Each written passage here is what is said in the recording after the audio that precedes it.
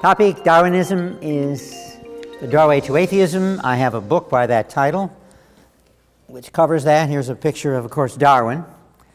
And he looks like he's 90 there. He's actually 60, late 60s, I think 69. So I guess evolution aged him a lot in his idea. But why would I come up with this topic? Well, when I was an atheist many years ago, when I was young and naive and inexperienced, I was led into the atheist movement, and I got to know Madeleine Murray O'Hair. And I did a lot of writing for her. She liked very much my writing. She published about everything that I wrote. And one day I noticed that a lot of articles in the magazines, the atheist magazines, were about evolution. And I asked her, why are we publishing so many articles about evolution? She said, because evolution, she said, is the doorway to atheism. So if we want to convert people to atheists, the way of doing that is convince them of evolution, and then many will become atheists. So I need to state that because people say, you didn't originate that title. I didn't. She did. But it's true. She recognized it, and that's the whole point of this book that I wrote. And I basically, in there, give cases of many people who were Christians, in most cases, or at least nominal Christians, and became atheists through the doorway of evolution. And a few names that you may not be aware of, there are many in there that you are, but one that you may not be aware of is Karl Marx. Karl Marx went to Christian schools. In fact, he was an excellent Christian writer, and it's said that if he would have not become an atheist, he would have given C.S. Lewis a hard time because he was a very, very good Christian writer, excellent Christian writer. His writings today, if you read them, you'd say he's just really a good Christian writer. Well, what happened? He went to the University of Berlin. He learned about evolution, became an atheist, founded basically the communist movement, which we often call Marxism instead of communism. Today, that's the trend, to call it Marxism instead of communism. And as a result, of course, we have a slide down in the world from Christianity to atheism. And we see that especially among the intelligentsia, because we know that, 200 years ago or so, all the scientists, as far as we know, were creationists. And so how do we go from all the scientists, or close to it, some you don't know for sure, but certainly most of them were creationists, how do we go from that to what we see today, in that today most all eminent scientists are atheists? How do we go from A to B? We did that as a result of Darwinism. And I hope to cover that in this presentation. And these are the books. I have a film on there on that. And this is the book I'm talking about now. This is the other book. When I wrote the book, Darwin is the Doorway to Atheism, people say, gee, well, how do we go the other way? Well, science is the doorway to the Creator. And indeed, I have a whole book full of cases of people who were atheists or close and became Christians through science. Now, when I talk about science, people think about, evolution. And the problem today is so many scientists don't know much about evolution. If they learn more about evolution, they would recognize, as I did, that science does not support it. I gave a talk the other day at the church, and the theme was basically one of the main evidences of evolution was Neanderthal men. And now, guess what? When we did more research, when we actually had the bones and covered the bones with flesh, and we now know what they look like, and we know a lot about their behavior. They were into art and music and writing. They buried their dead and had religious services, as far as we can tell. So when we learn more about the Neanderthals, guess what happened? They are no longer considered a missing link. So they move from support to evolution to support to creation. And I have seen that over and over and over, and this is just a few examples in this book, which I cover. Okay, when you ask people why they believe in God, most people say the wonders of creation. When you look at the creation around us, it's pretty apparent to most people that there has to be a designer. There has to be intelligence behind the creation. And when we look at animals, you can see a dog and a cat here. The reason, by the way, I have a cat was because I had a dog, and then people say, "What's your problem? You don't like cats? Are you bigoted? Are you biased?" I said, "Well, I actually do like cats." We had a wonderful cat, which was with us for a number of years. And a cat was a lap cat, and he was happy and purred when people petted him and gave him attention and sat on his lap. Some cats aren't that way, but our cat was.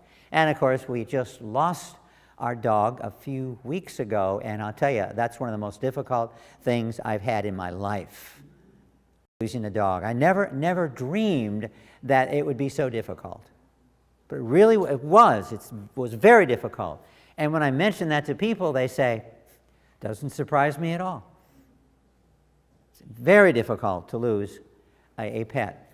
And not only difficult, but when you look at them and how they're designed, I think dogs and cats were designed to be companions to people.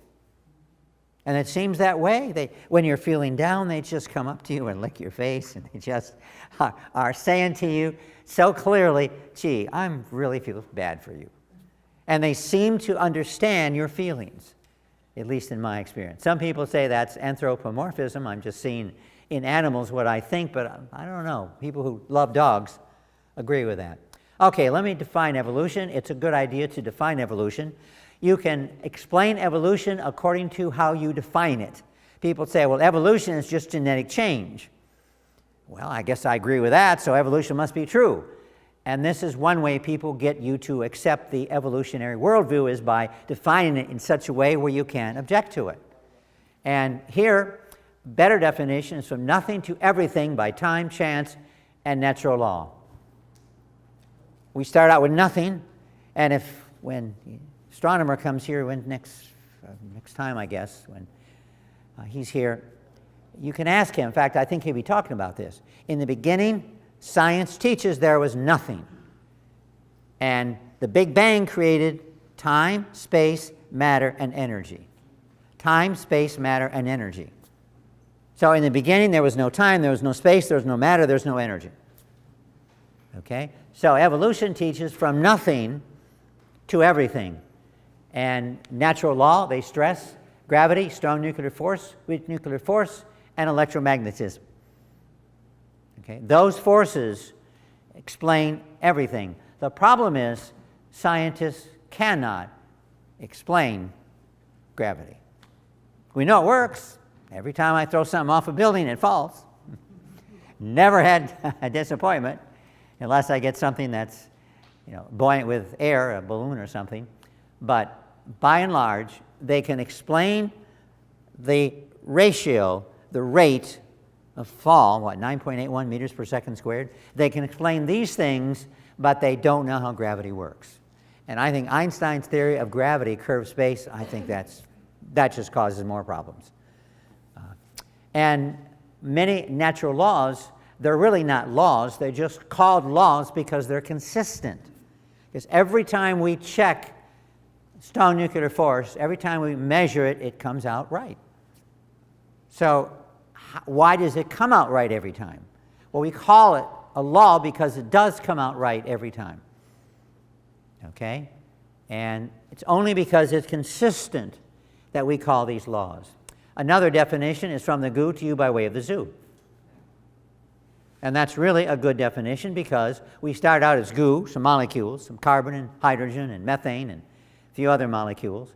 And we started out with those, and we end up with life, and then ended up eventually with us. And that is a result of the accumulation of mutations. And mutations are just mistakes in the genome. And in other words, you are a result of the accumulation of mutations. And I mention this a lot in my presentations. And we could just go home right now. What else can I say? We know that the accumulation of mutations does not give us you and I. When mutations accumulate, we know that things don't get better. They get worse. And I've presented this to evolutionists, and they say, well, we don't know exactly the source of genetic variety, but we know it works because we start out with goo, and here we are, and so therefore this must be the explanation. The problem is the explanation is not only not right, but it's contradictory to what we want to do, get people. Because accumulation of mutations doesn't work. It's the opposite. So hopefully you've heard that 9 times from me, but you'll hear it more. And now I'll go on with something new. Theodoros Dobzhansky, he described evolution as comprising both biology and cosmology. So everything evolved. The universe, the Big Bang, everything evolved. Stars, the planets. And when I listen to lectures about astronomy, they basically explain the Earth, the Sun, all got here by evolution. Accretion, all this dust in space, and it stuck together, and that's how we got the planets and the stars and so on. So everything evolved. So evolution is not an explanation just for life, but for everything else. Okay? So when people try to restrict this definition to biology, they say, well, can't do that. Well, you can. You can. How it works. I think I covered this pretty well in other presentations, but basically, mutations produce variety. Natural selection selects from that variety.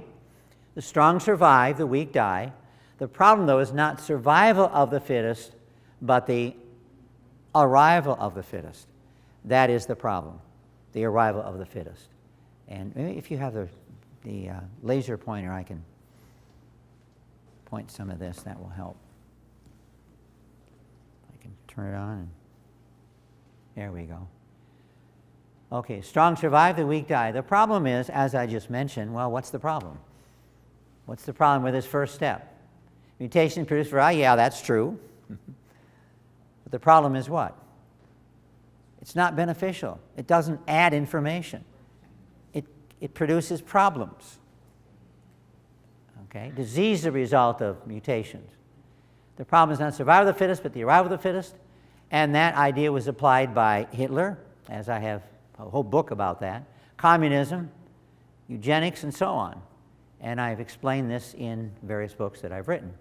We use natural selection. This is a quote from a famous scientist. We use natural selection almost like a god. In fact, you could substitute the word God for natural selection in a lot of evolutionary writings. And Professor Greg Graffin, who, by the way, is an interesting guy himself, he was a rock star, and he was a Christian and became an atheist and got his PhD at Cornell University and did a thesis on why people accept evolution, and this is what he found. Okay? Theistic evolution, invariably when I speak, people say, well, why can't we just combine the two? Well, we could if there's something to combine. But let's show that evolution works, and then we'll even think about combining it. But there's no point in combining something that, with theism especially, that it's wrong. Why don't we combine the flat earth theory with God? Well, let's get some evidence for the flat earth. And we can't, because it's not there. I have many people I've met who are astronomers and cosmologists, and some have went up in space programs, and they say you see the Earth as you fly up to wherever. And now, of course, that they're trying to make space programs commercial, if you have the money, you can buy a trip and go to, I guess not quite to the moon yet, but you can go up there and you can see the Earth as a ball in the sky. So if you doubt it, if you have the money, you can go up and prove it for yourself. Okay, creationism and intelligent design. I can briefly explain. Intelligent design basically is just simply the idea that we see intelligence everywhere, such as DNA. DNA clearly shows intelligent design or intelligence. And creationism is the next step. Creationism says, where did this intelligence come from? What caused the intelligence? Well, God did. Well, God sounds like somebody that did more than just intelligent things. So what did God do? How do we learn about God? Well, we've got the Scriptures, and the Scriptures help us understand about this God, and as a result, we have the theistic application to theism, and that is creationism. As I mention this, I'm thinking about, I've had, I think 12 or 13 of my books have been translated into Arabic, and there are now 3 in Arabic and not in English. And people ask, why? Who's buying them? Well, they're bought by Muslims, because Muslims are very concerned about secularism, especially in Europe, where many move to Europe and they're confronted with secularism, and the Muslims realize, Christians aren't so bad compared to secularists. People of the book. People of the book. Muslims are people of the book. And as I study Muslim faith, I realize that there are clear differences, but I'm amazed at how many similarities there are. The name mentioned in the Quran, the greatest is Jesus Christ. He's the greatest prophet. So when Muslims are talking about the name Jesus, read your Quran. It's in there a lot, the greatest number of times of any person needs. Of course, they don't believe that he's part of the Trinity. They believe that he is, and they don't believe he's God's son. They just believe he's a great prophet, I guess. So there's differences. I don't want to dissuade the two. But on the other hand, it's a lot easier for us to talk to Muslims than it is to talk to atheists. We have a lot more in common. In fact, I have friends that's what their ministry is, talking to Muslims. And they know that my books are written by a Christian, and they buy them like crazy in Europe. They're reading my books, written by a Christian. Muslims are. But of course, I can't read a single letter in the Arabic language. And that's fascinating. Okay, atheism, evolution postulates that matter and energy alone gave rise to all things, everything. To emphasize that again, source of the idea. Charles Darwin was the source of the idea. And basically what he wanted to do, and he made this very clear, in fact, his words were, I will quote, "It's like committing a murder." He wanted to murder God. How do you murder God? You basically destroy the reason that people have to believe in God. Why do people believe in God? I just mentioned why. Because of the creation. So therefore, Darwin realized, what we have to do is come up with another explanation for the existence of the creation. We need another creator. And that creator he came up with was natural selection. Okay? So his goal was, and he made this very clear in his writing, his goal was to murder God. And he was incredibly successful. He changed the Western world. He changed it drastically, because from being theistically centered, Christian-centered primarily, now the eminent scientists and many political leaders are atheists. So he was incredibly successful. But in a sense, it's hard for me to understand. Natural selection created everything based on the accumulation of mutations. How could people buy that? How could they accept that? I think they accepted that because they wanted to. Often we believe what we want to believe.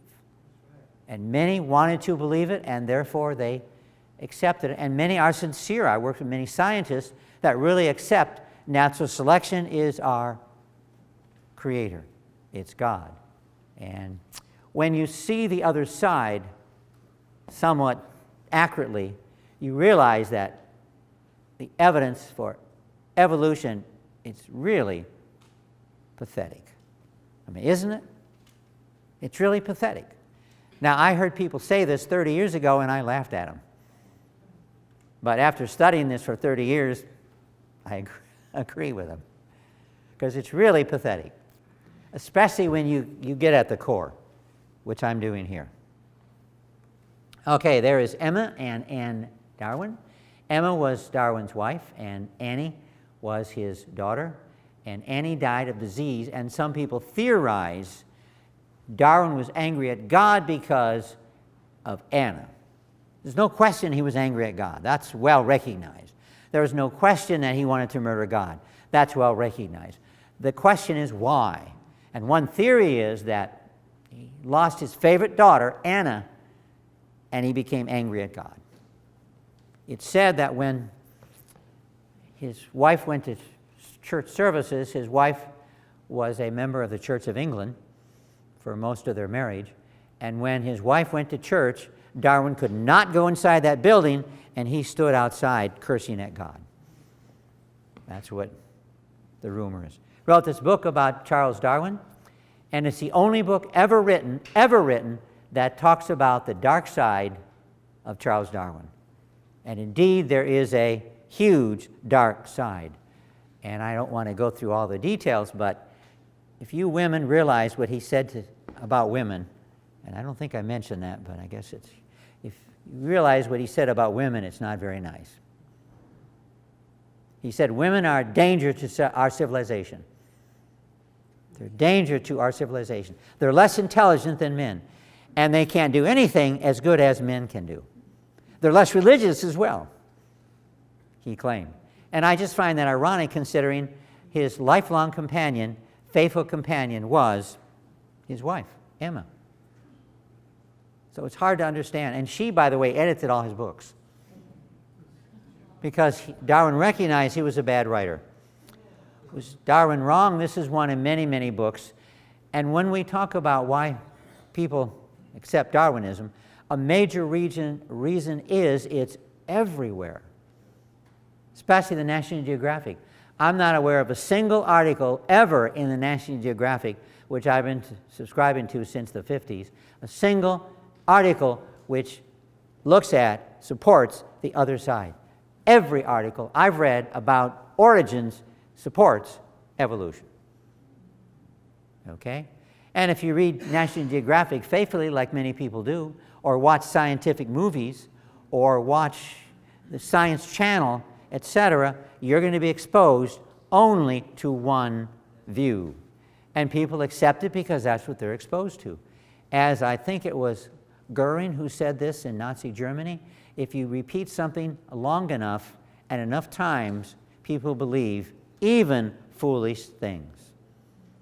And that's true. Okay, my conclusion is evolution didn't happen and could not have happened. Conclusion is a result of science. My conclusion here is a result of science, not religion. There's no way you can go from molecules to life by the accumulation of mistakes. And now that's the fourth time I've said that, so hopefully you get that point. When someone asks you about this, bring up this fact. I know it's hard for us to challenge evolutionists, but you've got 8 sentences and they can't respond. I've tried this over and over, and they can't respond rationally. What they do is call you names. It's really, in fact, my book on Darwin, there was a American Scientific Affiliation, which used to be Christians, but now they veered away, but the American Scientific Affiliation had a review in their magazine, and all they could do was call me names for that book. Okay? They were tactful, but they called me names. And the case against Darwinism, as I said, is overwhelming. And this, the beliefs of biologists in the National Academy of Science. Now, these were not all eminent scientists, but they were fairly well-known and well-respected scientists. 65% were atheists, 29% were agnostics, only 6% were theists. And that is, the National Academy of Sciences was a large organization of scientists that have done fairly well. They're not necessarily Nobel Prize winners, but they've done fairly well. 6% are theists. We're not talking about Christians, we're just talking about theists. So they're very successful. Beliefs of leading scientists in the field of evolution. Here we go. 87% deny the existence of God. So we're talking now just evolutionists. The previous slide, we're talking about scientists. Could be chemists, could be biologists, could be anthropologists. But now we're talking about those who are leaders in the field of evolution. And we're talking about virtually all. Now, these statistics are interesting. 87% deny the existence of God. Reject life after death, 88%. 1% more. Reject directed evolution, 90%. Now, you can look at the percentage of error and you can see they're basically all the same. But slightly different from the statistics. So how about theistic evolution? A lot of people propose that, and they say, well, let's don't antagonize the evolutionists. Let's just bring God in, and we'll say theistic evolution. Well, it doesn't work, because most evolutionists recognize that it's not going to work. Religious unbelief of biologists at 4-year and 2-year colleges and universities, 61%. This includes Christian colleges. So we can see, and this is a concern that several have already mentioned to me, we can see that you send your kids, your grandkids to college, and I'm sending one to college just be next week, he'll be off to college, concerned about this. And I think young people should be concerned. Parents should especially be concerned. How do we deal with this? We deal with this with a really strong foundation in creationism. And unfortunately, most young people don't have that. And I just talked to somebody here today who was mentioning to me about her relatives and friends. This is what happened. So how do we deal with this? Parents, I guess, studies in creation every week. Go to creation conferences every time you can. The main way is reading. There's plenty of books out there, and this is what I was influenced by. I read and read and read and read. A couple of people asked me how I went from an atheist to a Christian. You just read. Science is there. My work that I've done in vestigial organs, I didn't come up with that information. I have a book out there on that. I didn't come up with that information by reading creation journals. I read evolution journals, and guess what they all say? There's no evidence for any of these organs being vestigial. You just look up the literature, and it tells what they do. That's all I did. In fact, some that were still claimed to be vestigial were found to be not vestigial in the 20s, almost a century old. So you just look in the literature, it's there, but you have to look and dig and try to find what it says before you can make decisions. Well, why do so many evolutionists say, and they still say, so many evolutionists say we have 100 or 50 vestigial organs? Look up the Encyclopedia Britannica, and the article there about evolution says there are over 100 vestigial organs in humans, and that's a major proof of evolution. Why would they say these things? They're ignorant.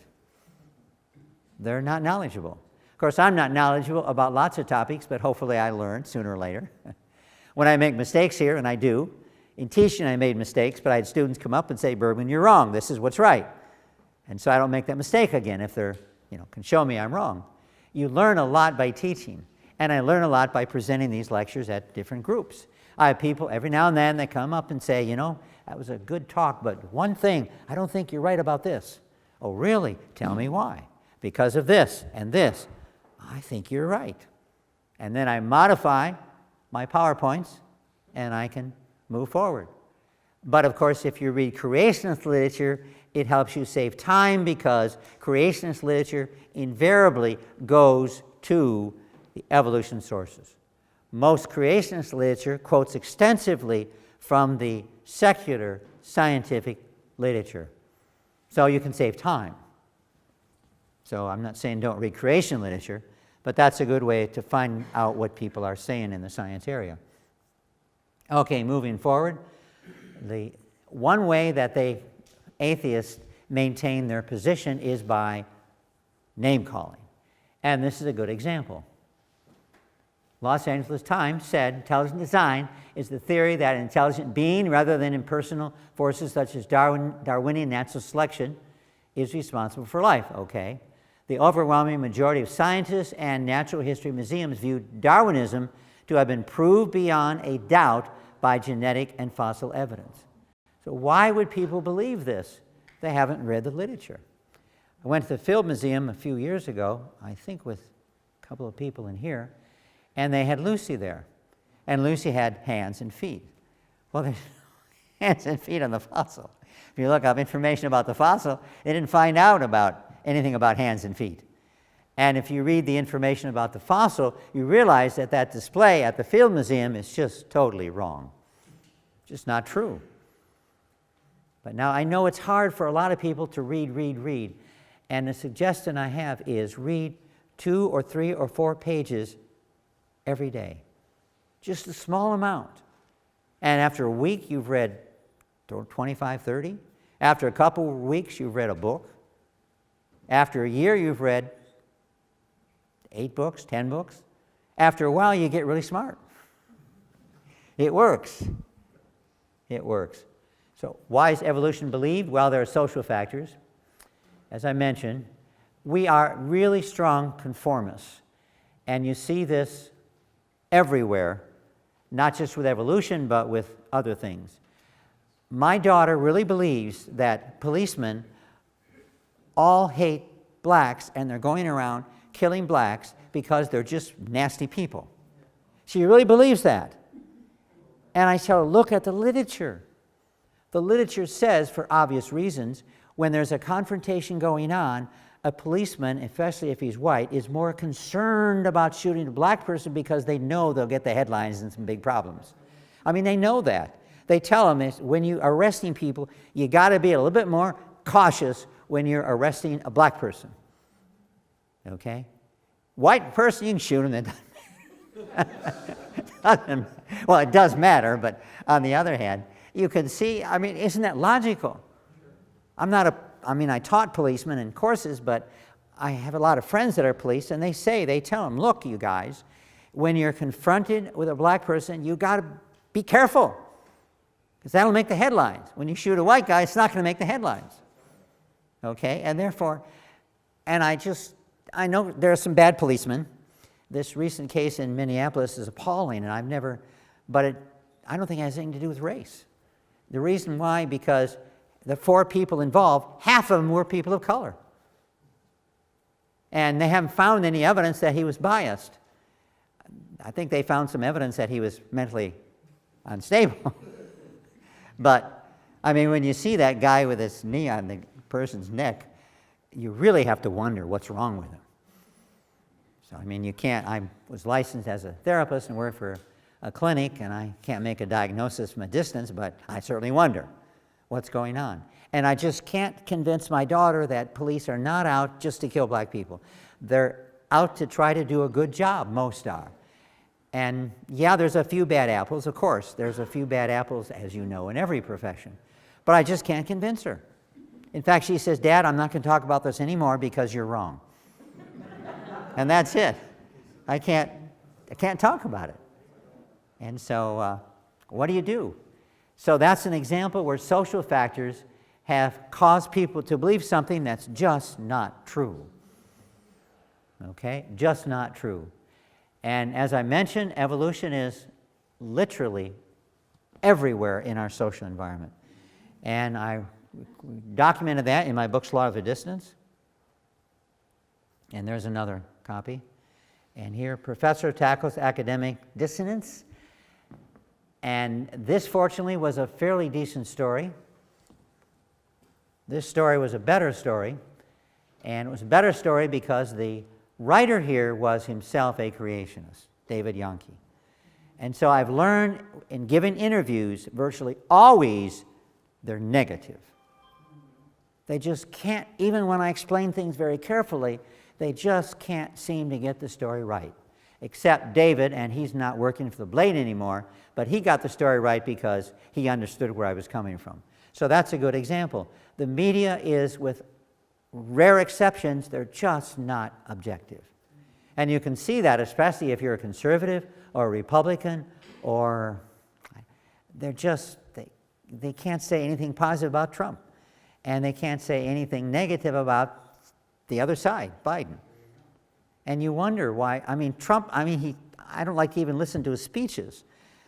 I don't like him as a speaker, but he's getting things done, at least it seems that way. And why are people just so negative toward him? I mean, my daughter thinks that Trump is a racist, a sexist, homophobe, everything under the sun.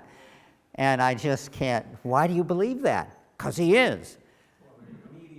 In the media. So the media is not always very accurate. But Okay, Expel does a good job. If you haven't seen that in your church, I strongly encourage you to show that. Expel does a good job basically showing that indeed there is bias out there, and the reason they can't see the other side is because the other side doesn't get a place at this table. And if you think about it, the courts have ruled you cannot discuss both sides of certain scientific questions. You cannot discuss both sides of certain scientific questions. What? And that's how they've ruled. And they've ruled that because one side is science and the other side is religion. And yet both are worldviews. And both describe the world. Both science and religion tells us where we came from, why we're here, where we're going, etc. Both explain all of these things. So they're both worldviews. So there's a problem with that. I have. And the problem is, of course, if you look around the world, it's really obvious, and I'm not an entomologist, but it's really obvious that the world is designed. Even if you look at insects, the world is designed. And so many things, like I taught anatomy for many years, and so many things, it's obvious the body's really well designed. And it works so well. Where our dog lived to be 16 and had heart trouble, had diabetes, had all kinds of things. And yet my aunt, who's black by the way, is 96, and she's still she's still doing well. She's in Kansas, that may be part of it, but, and I said, how are you doing? My beloved aunt, who was a nurse. She says, well, I hope to live another 15 or 10 years because my grandfather lived to be 105. So she's doing fine. And don't you have any problems? And she says, well, I'm just not as quick as I used to be, but she might only be 95. I can't remember for sure, but she's been around for a long time. Okay? And the other side is, if you think about it, constantly says things like, and this is one of many quotes, biologists must constantly keep in mind what they see was not designed, but rather evolved. I mean, that's just, what you see here looks like a picture, but it's not. It's not. I look like a person, but I'm really a robot. I look very much like so-and-so, but I'm not. And biology is the study of complicated things that give the appearance of having been designed for a purpose. Richard Dawkins said that.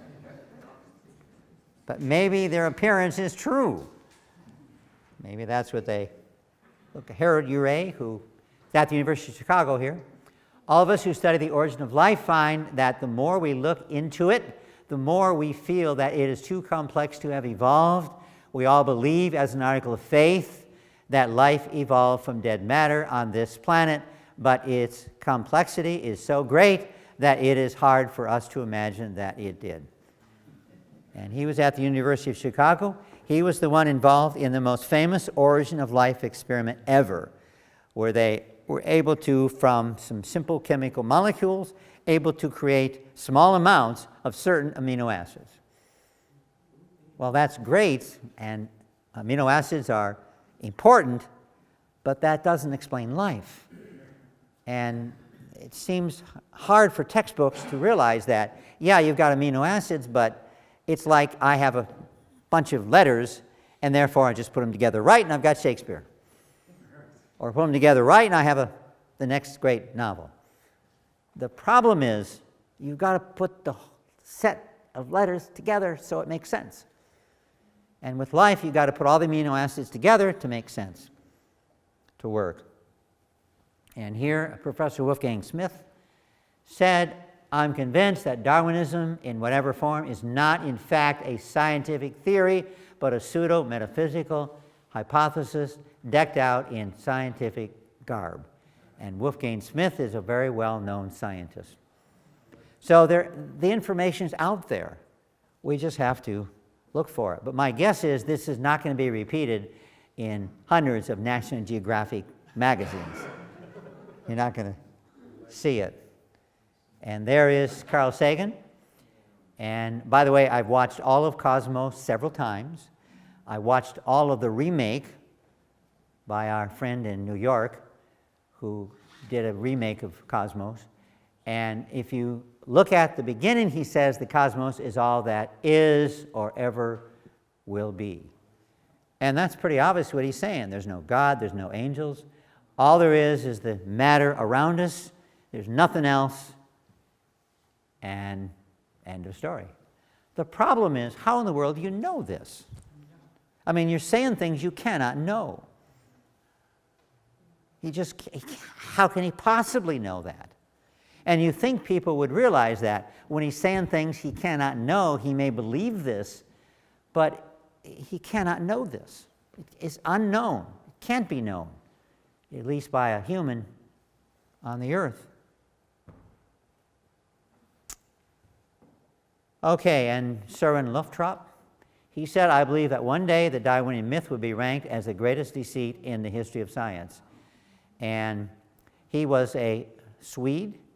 He wrote this book, Darwinism, the Refutation of a Myth, and it didn't sell really well because people aren't interested in refuting Darwinism, but it's popular among creationists.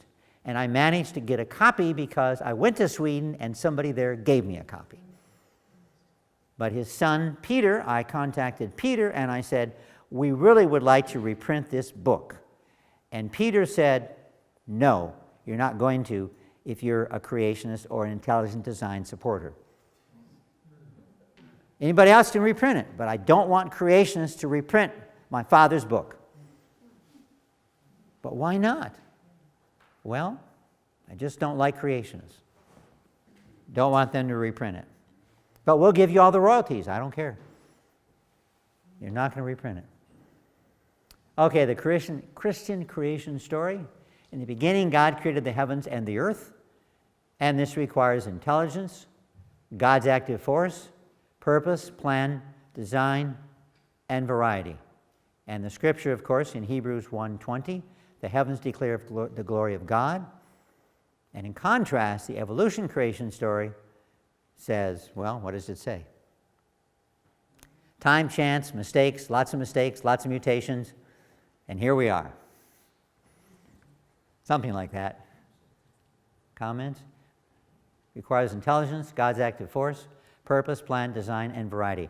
I just did a PowerPoint presentation now where Jesus and God, basically, as they talk in the New Testament, they sit down, they have a conversation. And the conversation is basically, God says, I guess Jesus was the creator, so God says, well, I want you to create human beings, and this is what they're like. And before you can create human beings, you've got to create an earth, a sun, a solar system, a galaxy, a local group, many galaxies, and this all has to be moving. Moving produces stability. Without movement, you don't get stability. And then in the presentation, I explain why movement is critical, because if the earth is created, just floats around. It's got to have a sun, got to have a source of energy and light. So you got the earth and the sun, and they just float around. You need the moon because the moon protects the earth from meteorites. And I have pictures of the moon with zillions of craters. And Jupiter has a very important function. You will not have life on the earth until you have a sun, a moon, and all the planets. And then the sun, the moon, all the planets in the solar system has to move, because movement produces stability, and therefore it moves, and the whole galaxy, the Milky Way galaxy, moves, and the whole Milky Way galaxy then is part of the local group, and the local group moves, and on you go.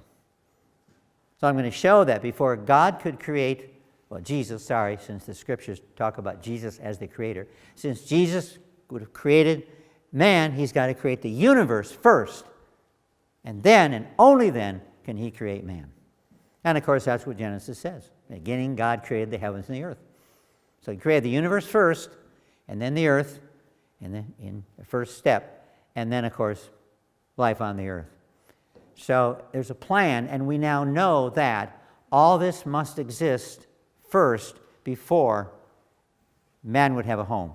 And SETI, they're trying to look for life on other planets, or something on other planets. That's interesting.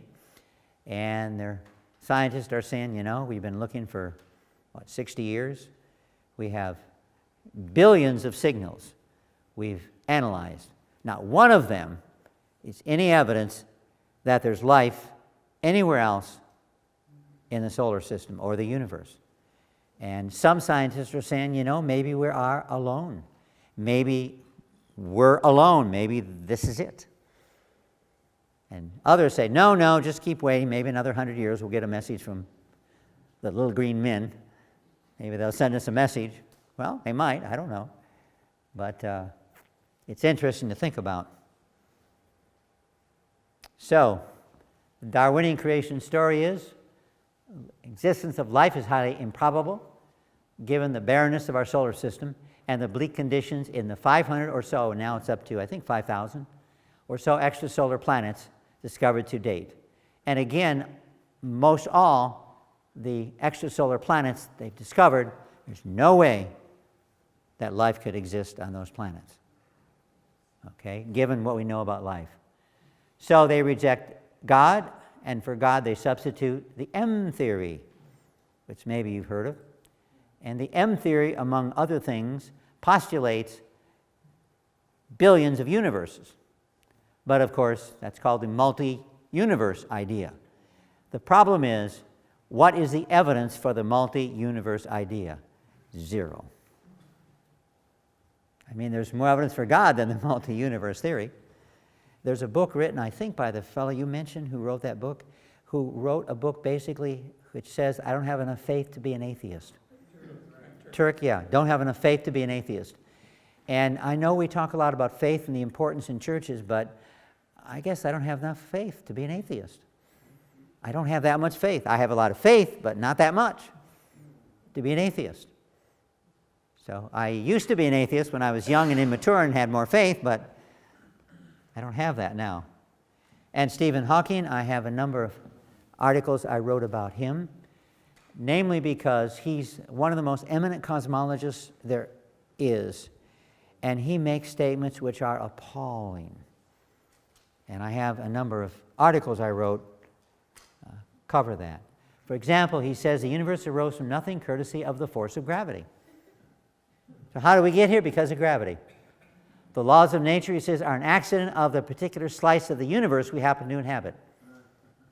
God may exist, but science can explain the universe without the need for intelligent creator. Really? And Hawking also says God is a name people give to the reason we are here. I think the reason is the laws of physics. Interview in Time, he said that. And time is the answer. And over, if you read the literature, they say, well, yeah, it's improbable, but given enough time, this can happen or that can happen. It's said, possible becomes possible with more time, the possible probable with more time, the probable virtually certain with more time. One only has to wait. Time itself performs the miracle. And George Wald said this in Scientific American. He really said that. So when I mentioned some of these problems I brought up, people say, well, but we have billions of years or millions of years. And this is one reason why time is so important in evolution, because it is the answer to the impossible becoming possible, the probable very certain. We just have to wait. And some of the ideas that this worldview has brought forth, Daniel Dennett said, when he talks about Darwinism, Darwin is the corrosive acid that affects everything. His answer is life has no ultimate meaning except survival. We're born, we live, we die, and that's the end. And the same is true with the universe. That's awful pessimistic. And I wonder, I spent 45 years on different colleges teaching. We had so many suicides among young people. And I just wonder, maybe this was part of it. This is part of the reason that people have committed suicide. And George Gaylord Simpson said, man is the result of a purposeless and natural process that did not have him in mind. The meaning of evolution by Yale University Press, which used to be an evangelical school. And Darwin wrote, there seems to be no more design in organic beings and in the action of the natural selection than in the course which the wind blows. And just when you study the world, just doesn't fit that. Talking earlier with one of you about P53. P53 is incredible. It's a person, and it checks the cell out, and it makes sure if things are okay, goes on the next step in cellular reproduction. If things are not okay, it fixes it. If it can't fix it, it triggers apoptosis and destroys the cell. How it does that, do we understand really how it does that? But I personify it because that's the best way of explaining it to students. P53 was the molecule of the year a few years ago, and I have a cover of Scientific Science, and there's P53 on the cover, and I say, look, this is really an important molecule. We're going to have a whole unit on P53. And I explain what it does first, and then they understand it's kind of like a guy that makes these decisions and ensures that mutation load is reduced. So it's important. And I talk about apoptosis, and I like to pronounce it apoptosis. I'm not sure if that's right, but that's how he pronounced it at the medical school, apoptosis. But anyways, but who cares if it's right? Apoptosis tells you what it does. It destroys things. And there we go, biology book, and Miller and Levine. And in this book, they say that life has no purpose, no meaning, etc., which is tactful. And Dawkins said the universe has precisely the properties we should expect if there is, at bottom, no design, no purpose, no evil, no good, nothing but blind, pitiless indifference. Boy, talk about depressing. Number two, that's just ridiculous. If you study biochemistry, like my degree, one of my degrees in biochemistry, if you study biochemistry, it showers the world with purpose. You study anatomy, it showers the world of purpose. I had one student who, when we talked about why trees lose their leaves, they lose their leaves because the snow will knock them down. So before it snows, they lose their leaves. It snows, no problem. And then in the spring, they gain their leaves back. So the tree movement, leaf, in this case, the leaf's production is designed not to fall over when it snows. I explained that very simply. And a student raised his hand and said, there must be a God. And I didn't say anything, but I thought, yeah, that's just a simple example. A very simple example. And when you study biochemistry, which I love studying biochemistry at the medical school, the best part of my life was studying 3 degrees in medical school. And the dean called me in his office one day and says, we got to get you out of here. And I said, oh no. What did I do? I didn't say that, but I thought that. And he says, you got 120 some hours. You have twice as much you need to graduate. If you take this course and this course, we'll get you a degree. You can get out of here and come back if you want to.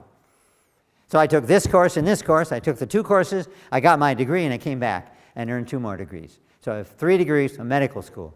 And I would just soon earn a few more. But I loved it. I mean, I took so many courses. I took one in light microscopy, electron microscopy, and scanning electron microscopy. And I just loved them. And I took one in MRI, I took one in CT, I took one in sonograms. I just took all the courses I could. And why not? Loved about learning. And as I took those courses, guess what I realized? This is foolishness. Foolishness.